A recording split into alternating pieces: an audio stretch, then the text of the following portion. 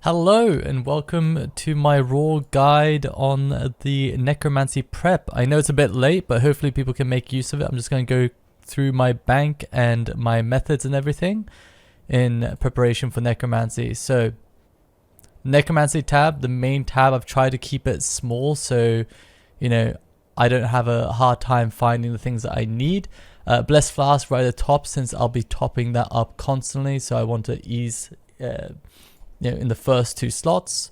We got Penance Powder. Obviously it's not going to work very well early on, but it should be very good late game and alleviate the use of Blessed Flask.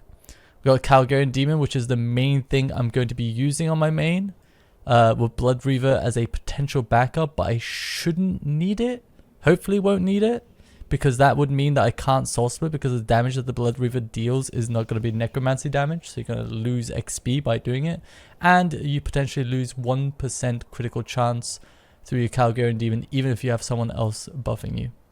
We have Lanternam Sticks for more AFK, Torstore Incense for XP. I've got the Sliske Anima Core, and I've decided to... Which hybrid set do I have enabled? It is the cooldown reduction one, right? Because you can't do Tuska's one because it doesn't stack with biting, and obviously damage reduction, it does not equal damage, so the only option is cooldown reduction, which you're probably not going to make use of anyways, because you're very rarely going to be wearing the full set. So on my body, which is the one I'm going to be wearing with Ghost Hunter, so with Ghost Hunter, you're probably going to be wearing this kind of setup where you have a body, hybrid, and Ghost Hunter legs, helm, and cape. The reason for that is because obviously Ghost Hunter has very low defense, and you want the highest total defense, so you use the body as your main, as your non-Ghost Hunter piece. You could argue that you don't want armor for a later reason that I will go through. But for now, let's keep going. On the body, I have Invigorating an Undead Slayer, and Wise 4 and Impatient 1. Now, there is no biting, and I think Wise 4 is definitely going to be better than any other perk because it's just 4% more XP, and you're not going to hit the cap, right? I think Invigorating early game is going to be better than biting. So that's why I've coupled it with Undead Slayer, and that's why I've put it on my main body. On my legs, I have Biting 4 and Mobile, and Crackling 4 and Relentless 5. That does mean that when I'm using Ghost Hunter, I will not have Mobile. So I didn't actually think about that, so I'm going to need a Mobile switch. I've got Atrocious Gloves here just as a backup, but my main glove slot is going to be Death Touch Bracelet. The main reason why I have Atrocious Gloves as backup is because Death Touch Bracelet does inflict reflect damage, which does not contribute to Necromancy XP. But it's more damage, it's 4 more damage, 3 more prayer, but does that really matter? Silverhawk Boots is going to be best in slot until you get your tier 70. I've decided to use Constitution Cape alongside the Defense Cape on my Cape Rack at Anachronia. We got your Ghost Hunter, your Salve Amulet Enchanted. I have quite a lot of Potion Reservoirs and Holy Aggro Overloads, which is significantly worse, well, 4 stats worse than Elder Overload. But the reason for this is when you get really tired, when you're towards the end of the race, you're gonna need this, It's gonna be too difficult to manage anything other than just like your DPS output. So that's why I've gone the route of actually having quite a lot of Potion Reservoirs and Holy Aggro Overloads. There's no reason to use Potion Reservoirs without Holy Aggro Overloads, because then you have to pot twice because of Aggro Pot. But in cases that you might not need Aggro Pot, you could Potion Reservoir the Elder Overload. Super Restore for Familiar Renewal. Adrenaline Renewal Flasks. Zamorak Brew for early game. So when you do the early game stuff, before you go into the encounter, you can just brew yourself all the way down. Well, not all the way down. I'm just going to take 1 flask because I get myself down to 4.7 KHP, but then I lower myself all the way down with Dwarven Rock Cake. And because the lower level enemies won't be hitting you much, and this allows you to basically full juice the Berserker's Fury Archaeology Relic, which I will actually just go through right now. My Archaeology Relic setup is Fury the Small because it's the only offensive relic that I could have left after Berserker's Fury and Inspire Ore. You only have 150 points left and there's not much to use that on, so yeah, I think these two are mandatory early. Late game, Berserker's Fury is going to fall off massively because you're not going to be sitting at low HP. I got Big Book for rituals. Wen Book potentially for super early game where you don't have AoE, because Wen Book does... So things like Wen Book, Aftershock, and Crackling, they deal the damage of the style of the main hand weapon that you're using. So even though you don't have AoE, you could stack up mobs and AoE with just the Wen Book. There's not many good targets for it though, unfortunately, other than potentially Crawling Hands in Player-owned Dungeon. We'll get to that later. Scriptural Fall, because you're not going to have much crit damage early game, I think Scriptural Fall is going to be very powerful. But it's not going to take long before Grimoire is better. It might even be better from the early game. I don't actually know the math on it, but we'll have to see. I've got capacitors just to get your tier 70 to level 20 ASAP, and it's been confirmed that the tier 70 is upgraded to 80 then 90 retroactively, meaning that you don't need to remove your perks and augments or reset your XP. So as soon as you get your level 70 augmented, you can use the capacitor on it without worrying about losing the XP when upgrading. Rune Pouch, I've got basically, what's it called? Prism of Restoration runes? Prism of Restoration runes. And the reason for this is, I'll get to that later as well, if I can. I'm going to be healing my alt account's Blood Reaver, and I'll explain that eventually. I'll got Alchemical Hydrix Dust. Is this even enough? Probably not, because I'll be using Essence of Finalities whenever I'm not killing undead. Reaver's Ring is best in slot, but obviously if you are not 100% accurate and you're losing 5% damage, it's going to be way worse than Ring of Death.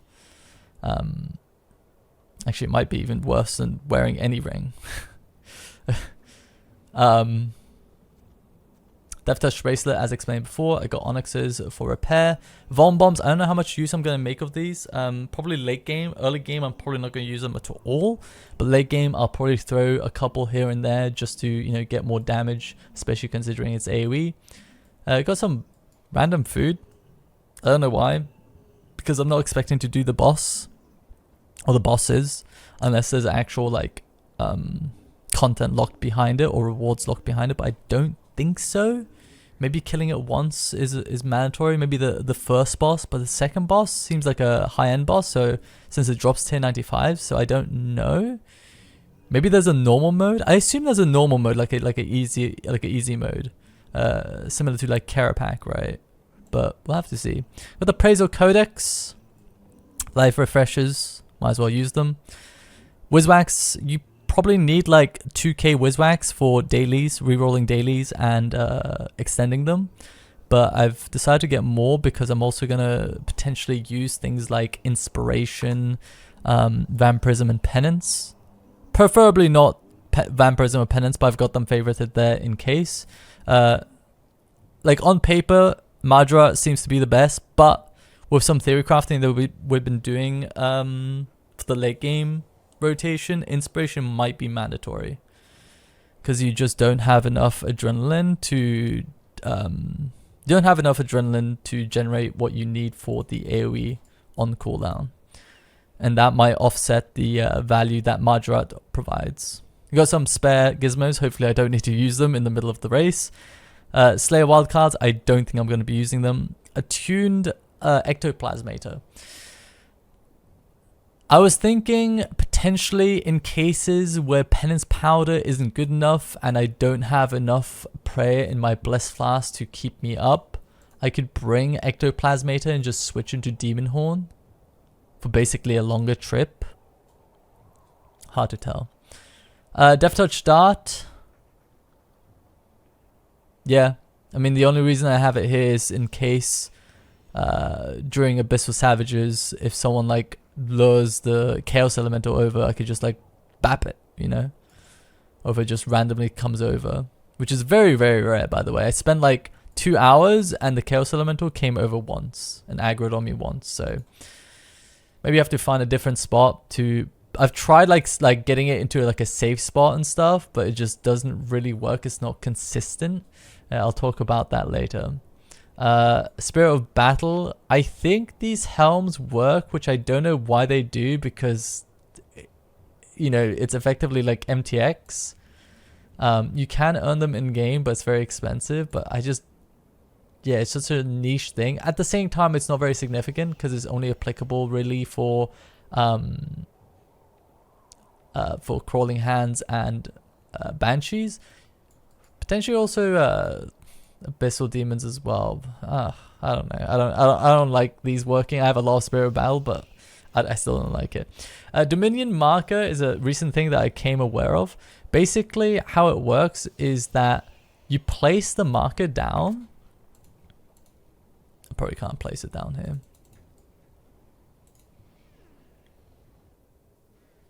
How long is this video going to be? Oops. Alright, you place this marker down, and whenever you get hit by a mob, you cannot self-inflict damage. So you can't use the Black Crystal or use like Zami Brew or the Rock Cake to deal damage to yourself. But whenever something hits you, you get like plus 15 stats, which is better than the Overload early game. Like Overload early game is like plus 7, I think, off the top of my head. I don't actually know, but significantly lower. And then with the Dominion Marker also, you could use Blood Essence, which will boost it even further, like on a 30-second uptime, I believe. I believe it's a 20-second duration and a 60-second cooldown. So the stat difference is massive, but the problem is that you have to get hit by a mob. And it can be very difficult getting hit by like level 1 mobs when you're like decently geared. So yeah, I don't know how worth it is going to be, like taking your armor off to like get hit, like forcefully get hit. And even then, like without armor, it sometimes takes forever to get hit. So I don't know. And obviously the Dominion Marker, yeah, I mean, I guess you like Zami Brew down so your defense level is super low. I think it boosts your defense level as well when you get hit, but yeah. And when you want to reset the buff, you could just like equip your Dominion Medallion and then unequip it, and it resets the value, and you can get hit again for it to proc again. So if you want to reset the boost, but yeah. Next we have the Dwarven Rock Cake, as explained for Zami Brew. This item that we have for preparation. Potential teleports to Abyssal Savages in Santistan. Varrock teleports for potentially Armored Zombies.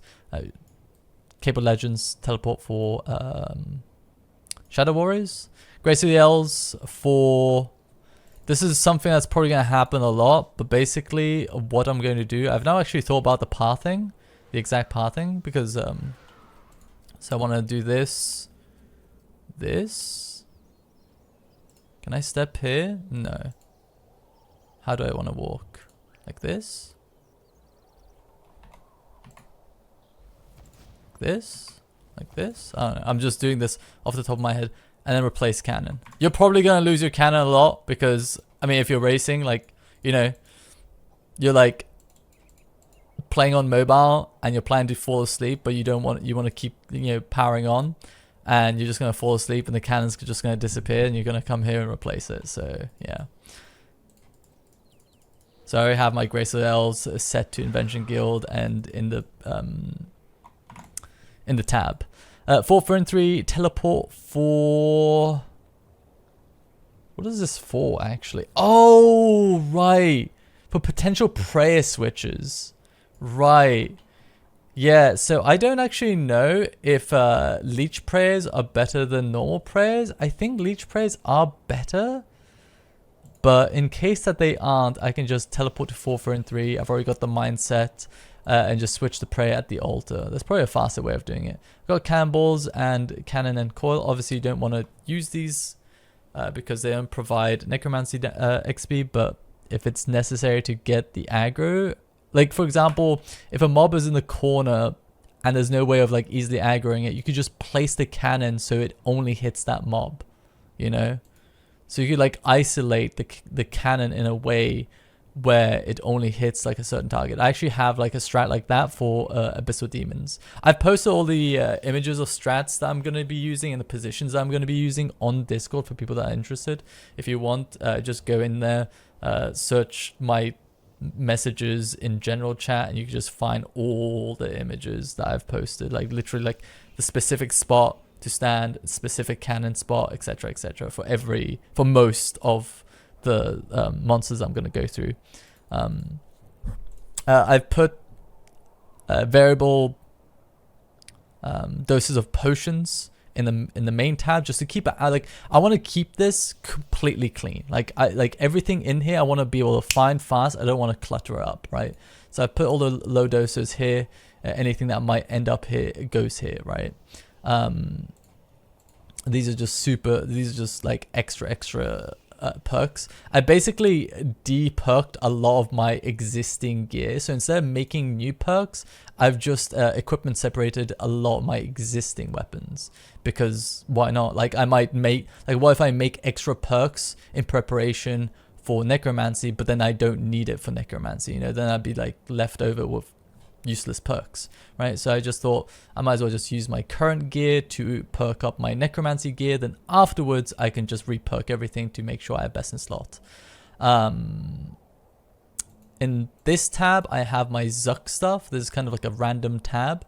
This is like the remnants of my my 3-year bank sale tab, and I've got Igneous Stone and the Obsidian Armor and everything. I'll be going through my presets later as well. Here I've got my Ritual tab. So this is, I think it's definitely overkill, but it's kind of like, why not? Because it's not that expensive for a lot of it.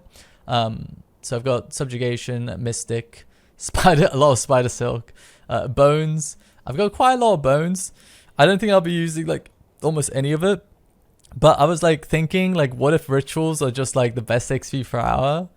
I think that'd be funny, because I don't think the combat experience is going to be very pleasant with so many people doing it and so many people potentially like crashing each other. So if Rituals becomes like the best XP per hour, I ain't complaining. But yeah, I think reinforced Dragon Bones are going to be like the best in slot at the end game. And maybe they scale, because like combat doesn't really scale post 90. Like after level 90 necromancy, you're not dealing any more damage. From 90 to 120, you're not really dealing any more damage, and you're not gaining any more XP really, right? The only thing you're gaining is the level scaling, and that's really just damage and not really accuracy for most of the spots that we've decided. So yeah, maybe Rituals does scale further. Yeah. So these are just the items that were posted on the news post. Recently they said that you need 86 archaeology, and 86 archaeology is either exsanguinate or necromantic focus. I'm going to go necromantic focus. And they did say that you need less than 150 of each of the materials that it takes to make necromantic focus. So it even hones down even more on it being necromantic focus. So as you can see, I have 150 of each. But because it said 150, I was like, that's way more than one. So I just got 6 instead. But I'm pretty sure you only need 1. Yeah. I just used Fixate to get them as well, so it wasn't too bad. Desert Pantheon here, so this is basically my invention stuff. I got a lot of equipment separators, a lot of undead components from doing 200 mil invention. They finally come in handy.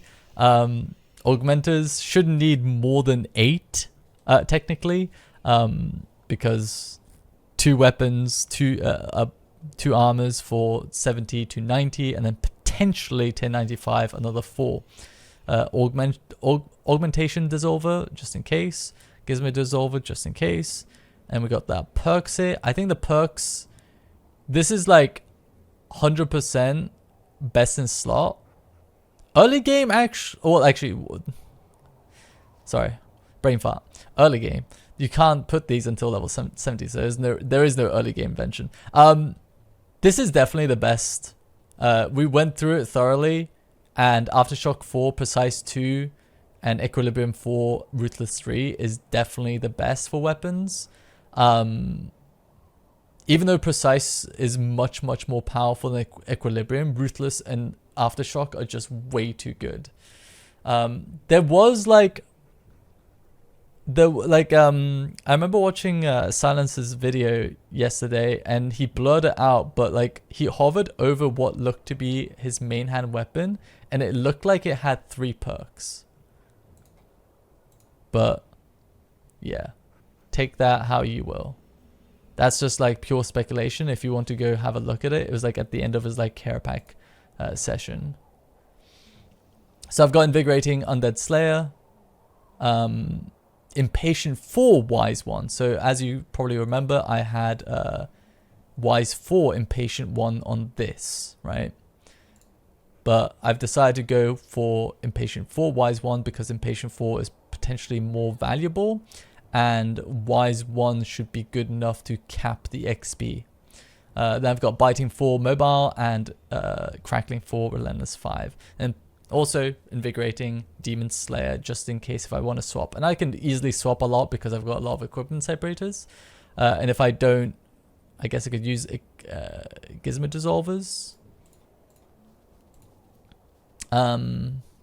Actually, in that case, I would need more under Invigorating perks. Note that. Next, we got the Ushabti tab. So I got 20 spare Ushabtis. I feel like I should be getting more Ushabtis just because like last thing you want to do is like, you know, gather souls during the race. But I've also separated them with potions because obviously just looking at a line of Ushabtis can be very difficult. I've got Ankus, Bound Skeletons, Vampire Wire Watch, the melee variant, followed with 4 Armored Phantoms and 5 Abyssal Beasts, which I feel like I'm not going to use any of these. I'm definitely going to use Ankus. I'm probably going to use Bound Skeletons, but Armored Phantoms and Abyssal Beasts, I feel like if you resort to using them, then you're probably not going to do very well in the race. Where's my Slay Codex? It's in tab 1. Why is it in tab 1? Alright, we're fixing things as we're going. Okay, let's put it like here. Let's put it there. So I'll show you guys my player-owned Slayer dungeon. God, this video is going to be way too long. Crawling Hands, Banshees, Ghosts. The Ghosts luckily spawn consistently as a really good level Ghost. And I'll be going through the actual like pathing for like monsters and rituals and stuff later on. Also, I've basically, oh god, which is it? Is it 12? It's 12. So I've made like a dedicated bar for Necromancy just to make it easier. I've put like Undead Slayer, Calculating Demon Spec, Vuln Bomb, and Aggression Sigil all on these F keys, so I can just like, you know, just press them all at the same time. And I've got Prism of Restoration on Y. Then I've got a quick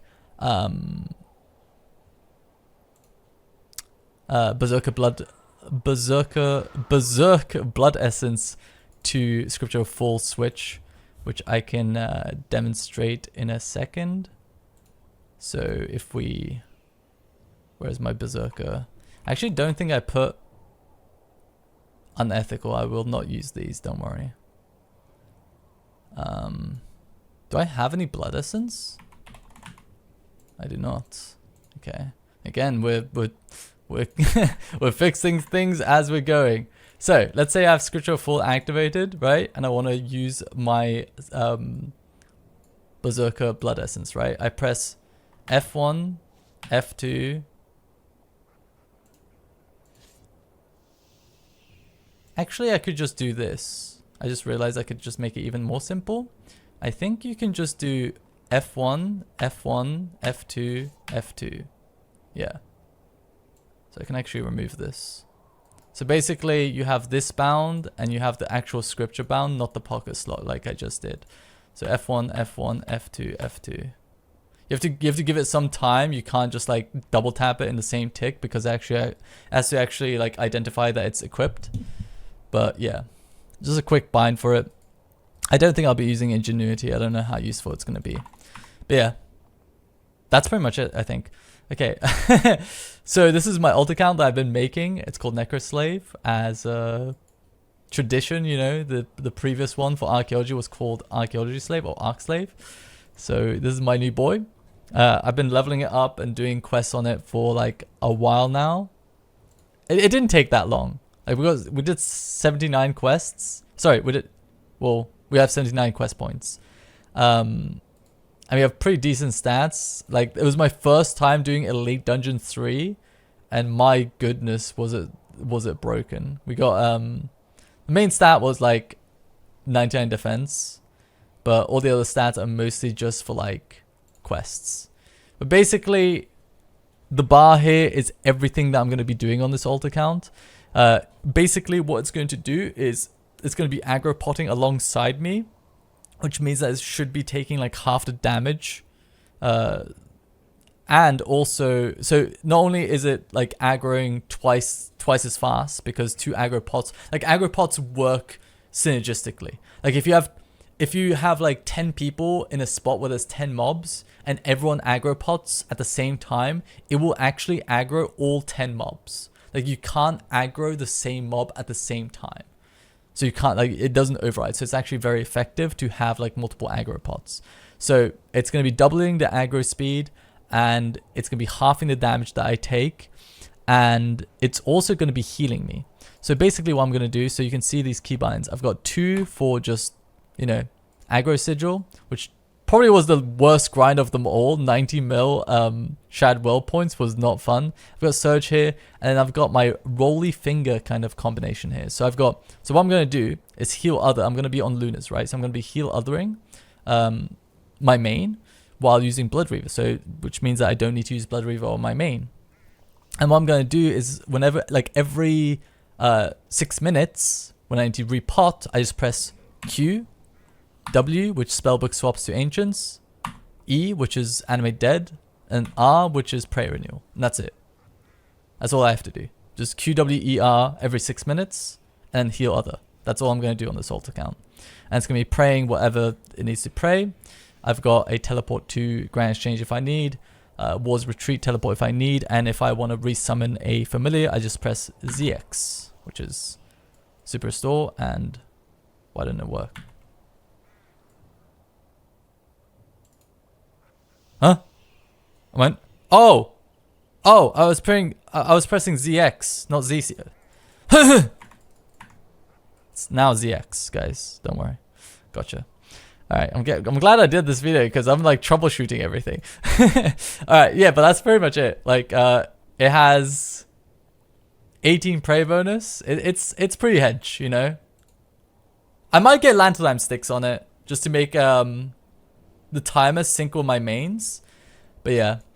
Next we have the mobs. So what are you looking for in mobs after level 60? So 54 you gain Soul Strike. 60 you gain the zombie explosion. 62 you get the Scythe. So around like 54 to 62 you get a lot of your AoE kit. And at 60 you definitely want to be AoEing like mass mobs. So what are you looking for? You're looking for mobs in aggro range at least 9, and they have to use melee. They should be stackable, although most aren't, especially like the older mobs. And a type of mob should be within some kind of category like undead or demon. There's no good dragons from my knowledge. And extra bonuses like them being ghosts is also good. The defense, the interesting thing about the rebalancing of the mobs is most of the HP values are now completely linear to or the same ratio as every other mob with the HP. So if something is 10 defense, Like I think it's like for every defense level, it's either 100 or 150 HP. I think it's like 3 increments of 150 HP and 1 increment of 100. So it goes, as you're going up in defense level, it goes 100, like plus 150 HP, plus 150 HP, plus 150 HP, plus 100, and 150, 150, 150. So like basically what I'm saying is the only thing you need to look at then is the defense level, because the HP value is just going to like scale linearly to the defense level. So yeah. And then here we have all the stuff that I would like to do. So crawling hands in player-owned dungeon, ghosts in player-owned dungeon, banshees in player-owned dungeon. These are all player-owned dungeon because you don't have any AoE unless you try to use Book of Wen. We got Anku's player-owned dungeon, as I've also put like the levels. So level 10, you're 106% accurate. Level 20, 100%, 100.9% accurate, etc. Right? But these numbers were calculated with the Praisal Prayer, so I'm gonna have to reevaluate these. But they're roughly, like, even if you're not 100% accurate, it's not gonna, like, it's like, for example, it's worth doing AoE for 90% accuracy, even for 80% accuracy, right? Versus doing single target. Like at level 70, if you're level 70, doing single target is like at 100% is way worse than doing like multi-target at like 60% accuracy. So you're still probably gonna do the same thing roughly, just because like AoE mobs are very scarce early game and you get your AoE at level 60. But yeah, so Shadow Warriors level 47, at level 50 you're 97.6% accurate. The problem with these in the dungeon, now I'm not going to swap Ankus for Shadow Warriors. I don't think it's worth the time or effort. It's such a minimal difference because again, like HP just linearly scales with defense. So if you think about it, 47 to 47, 44 to 47 defense, it'd be probably like 450 or 400 HP difference. You know, is it going to be worth the interaction that you need to do for each of the spots in your player-owned dungeon? Yeah. But yeah, in the dungeon, they have a 9-second spawn time, which is really rough. As you can see here, they are pretty populated, right, in 2 areas. But you're just gonna end up killing this, and you need to come to here and kill them. Like you have to have like both spots, or it's gonna be pretty bad.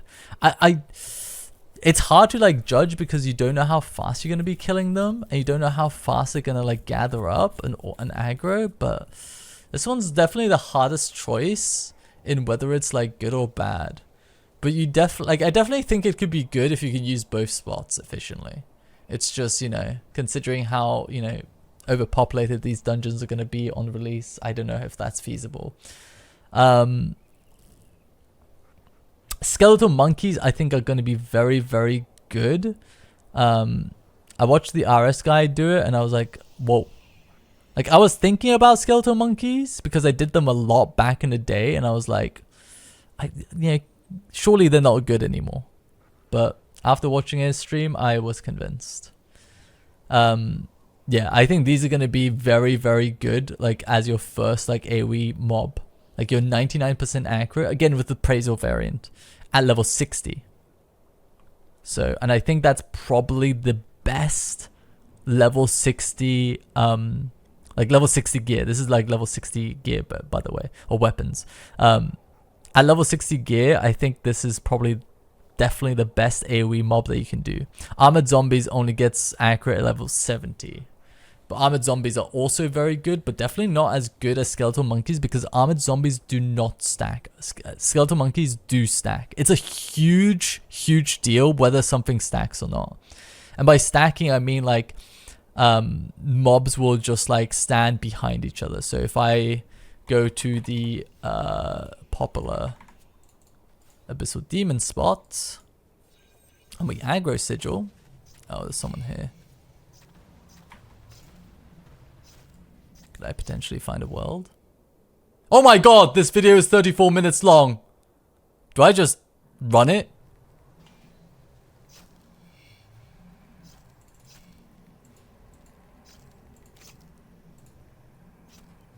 Okay, look. See how like these mobs like stack behind each other? It's very ineffective when you're trying to AoE. But luckily these guys do teleport a lot, so it helps with stacking. But yeah, anyways, back to it. Skeletal monkeys can be very, very good, but there's effectively like 2 spots, and it can be very, very easily griefed. 2 spots being like,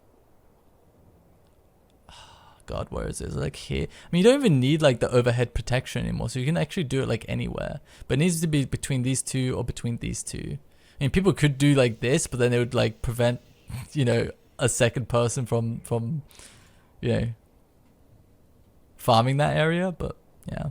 Bound skeletons, definitely only in player-owned dungeon. Armored phantoms in player-owned dungeon with some sort of blocking. I don't know exactly how to do the blocking. I've been told how to do it, but I've not done it in practice. Basically, use the wire watch. So like you saw with the Abyssal Demons, the Armored Phantoms do block, and you use a mob that you cannot kill normally. So like something like a wire watch that you need to use Blisterwood to kill. And you basically use it to like block one of the Armored Phantoms. So it prevents like 2 of them from attacking you at a time.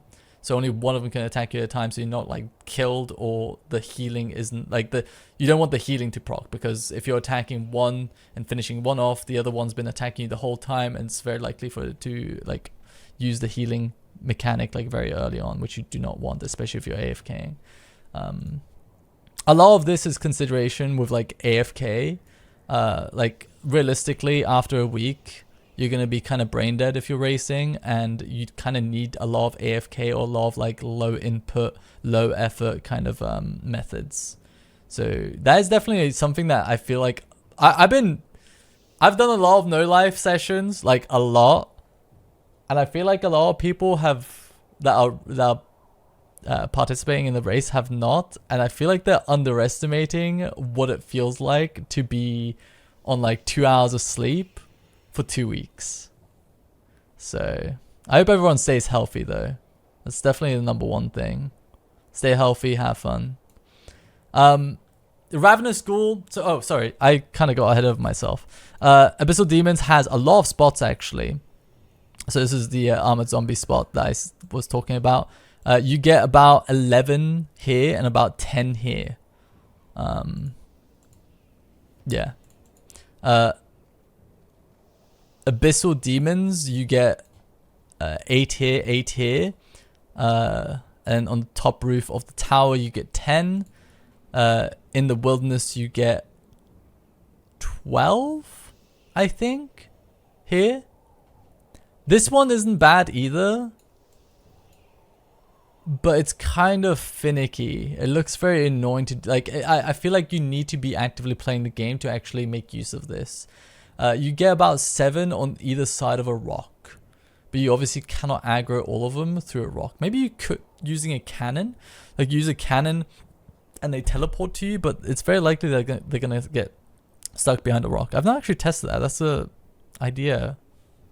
But also, like, they're very spread out, so I think it's more of an issue of the aggro range not being far enough. And for Abyssal Savages, you have the dungeon, which has 10. You can get 11, but like there's one that kind of gets stuck a lot, and you're probably just gonna forget about it.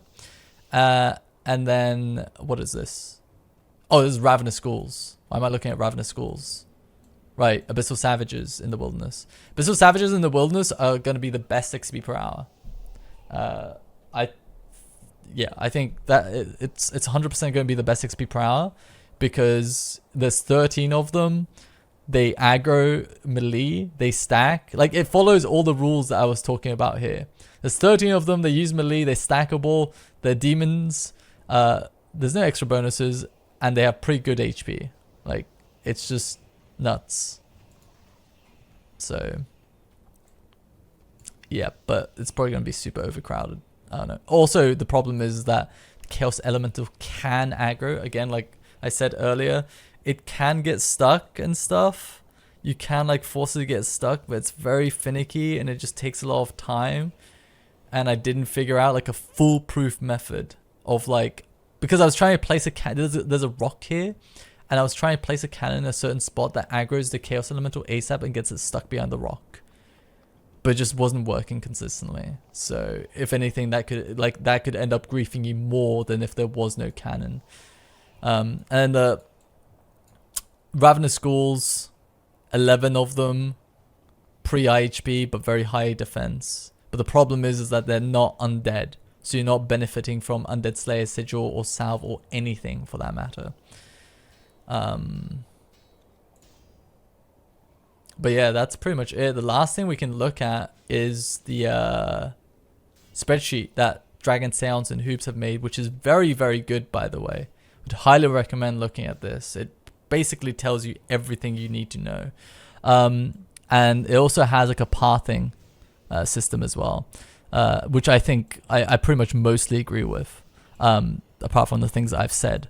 The only thing I'm kind of confused about, and I guess we'll see, is that they've put the rituals early game rather than late game. So I'm thinking of doing rituals from like to bridge the... So basically a lot of like non-combat stuff you want to do is to bridge gaps, right? So what is the point where you gain a lot of benefit from combat through necromancy levels? Level 54, 60 and 62 where you get your AoE kit, right? Where your XP per hour and your damage DPS is just going to skyrocket. So I was thinking of doing like rituals towards like 50, because I assume we're going to get rituals which yields more souls, right, at 50. So I don't know, maybe they have more information that I do not. I don't know. These two I don't mind. Like these two are fair because you're doing it for upgrades. This one is kind of for Threads of Fate. Yeah, I mean, I don't know. 400 souls is a lot, I think. So it's just making me think like that's a lot of souls. Is Threads of Fate really going to be that good early game though? That's a hard one. Oh yeah, like I said, I was thinking of like delaying rituals much further down, just because then you're getting more souls per ritual. But I don't actually know the numbers. But yeah. Yep, that's it. 42-minute video. Hope you guys enjoy. Thank you for watching. Take care. See you guys. I hope I didn't miss anything. If I did, I'll leave it in the description. Also, I'll leave this sheet in the description as well. So, see you guys later. As soon as I ended the recording, I realized a few things. So I'm just going to go through them before finishing up. But don't forget about the enhancer for Kiln. So all you have to do is just come to this guy, toggle enhancer effects, and toggle the volcanic damage enhancer. For the few test runs that I did, I was using about 2.5k to 3k ring charges per kill, which probably means that you want roughly that same amount for volcanic damage enhancer. So just make sure you have it enabled in case you do Kiln. But I'm personally not planning to do Kiln right now because I don't think Death Skulls really fits in your AoE rotation as strong as it may seem. It is not just like a full-on AoE. It is just, you know, a couple of individual hits that bounce between random targets, which is not really that good for AoE. And also it's more of a problem of adrenaline, which I'm going to go into, which is a pretty major point that I forgot, which is down here in this paint image. So basically, I think your revolution bar is going to consist of potentially 4 abilities: Zombie, Scythe, Soul Strike, Auto Attack. That's it. At max level, when you have all your Scythe upgrades, this is probably going to be your rotation. Zombie does average out to higher DPM than Scythe, but it does require a recast, which I don't know if it works with Revolution, but yeah, so basically Zombie you cast 50% Adren, Scythe, the three Scythe hits are total to 60% Adren, and one of the Scythe attacks has a chance of generating a soul, like is it like 25% chance to generate soul per hit? It's per hit. So if you hit 9 targets, you roll for 9 times. So you can potentially get 3 souls out of it. And that's why I've got Soul Strike here and no Soul Sap. I found out that if you do Soul Sap, you'll be so Soul Striking so much that you never actually get enough Adren to use your Zombie and Scythe on cooldown. I think if you include Soul Sap, you cannot have one of Zombie or Scythe. It's just not possible to run both and Soul Sap with Soul Strike. So, and then you have auto attack to just generate Adren to get off zombies and Scythe off cooldown. Because zombie is 30 seconds, Scythe is 15 seconds. So you need quite a lot of Adren constantly. So you have no choice but to just auto attack a lot of the time. But yeah, that's currently my, like, would be my revolution bar. Big shouts to Eyes for mathing it out with me. But yeah, it actually is a lot more complicated than I thought it'd be. Like, doing like a Necromancy Revolution bar, even though it's like 4 or 3 abilities, was more complicated than doing most Revolution bars, which I've done a lot. I think like theory crafting and trying like solve Revolution bars is really fun. It's like a puzzle. But yeah, this one, it was surprisingly difficult because it's just a lot of like Adren management. And also with this, I was speculating whether Inspiration would be better. Because if Inspiration consistently allows you to use your AoEs on cooldown, it might be better than Margaret that might stagger that. So I don't know. But yeah. Okay, now, thank you for watching, for realsies. See you guys.